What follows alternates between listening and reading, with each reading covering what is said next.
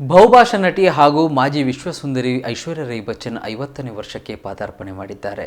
ಈ ಸಂದರ್ಭದಲ್ಲಿ ತನ್ನ ಹುಟ್ಟುಹಬ್ಬದ ವಿಶೇಷ ದಿನವನ್ನು ಅರ್ಥಪೂರ್ಣವಾಗಿ ಆಚರಿಸಿದರು.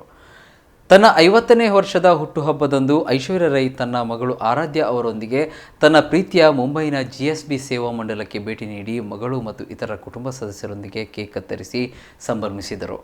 ಇದರ ಜೊತೆಗೆ ತನ್ನ ತಂದೆಯ ಸವಿನೆನಪಿಗಾಗಿ ತನ್ನ ಫೌಂಡೇಶನ್ ಮೂಲಕ ಮುಂಬೈ ನಗರದಲ್ಲಿ ಹೊಸ ಆಸ್ಪತ್ರೆಯನ್ನು ನಿರ್ಮಿಸಲು ಸಹಾಯ ಮಾಡಲು 1 ಕೋಟಿ ರೂಪಾಯಿಗಳನ್ನು ದೇಣಿಗೆ ನೀಡಿ ಮಾದರಿಯಾದರು. ಈ ಮೂಲಕ ತನ್ನ ಹುಟ್ಟುಹಬ್ಬವನ್ನು ಗೌಜಿಗದ್ದಲಗಳಿಲ್ಲದೆ ವಿಶೇಷ ದಿನವನ್ನಾಗಿ ಅರ್ಥಪೂರ್ಣವಾಗಿ ಆಚರಿಸಿದರು.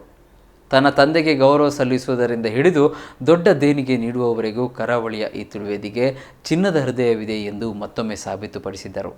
1973ರ ನವೆಂಬರ್ 1ರಂದು ಕರ್ನಾಟಕದ ಮಂಗಳೂರಿನಲ್ಲಿ ಜನಿಸಿದರು. ಬಳಿಕ ಮುಂಬೈ ನಗರದಲ್ಲಿ DG ರೂಪಾರೆಲ್ ಕಾಲೇಜು ಮತ್ತು ಆರ್ಯ ವಿದ್ಯಾ ಕಾಲೇಜಿನಲ್ಲಿ ಓದಿದ ಐಶ್ವರ್ಯ 9ನೇ ತರಗತಿಯಲ್ಲಿದ್ದಾಗಲೇ ಕ್ಯಾಮರಿನ್ ಸಂಸ್ಥೆಗೆ ಮಾಡೆಲ್ ಆಗಿ ಕೆಲಸ ಮಾಡಿದ್ದರು.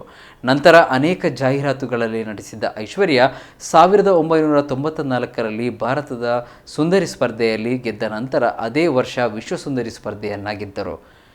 ಐಶ್ವರ್ಯ ರೈ ಮೊದಲ ಬಾರಿಗೆ ಮಣಿರತ್ನಂ ನಿರ್ದೇಶನದ ತಮಿಳು ಸಿನಿಮಾ ಇರುವರ್ನಲ್ಲಿ ನಟಿಸಿದ್ದರು. ಆದರೆ ಈ ಸಿನಿಮಾ ಯಶಸ್ವಿಯಾಗಿರಲಿಲ್ಲ.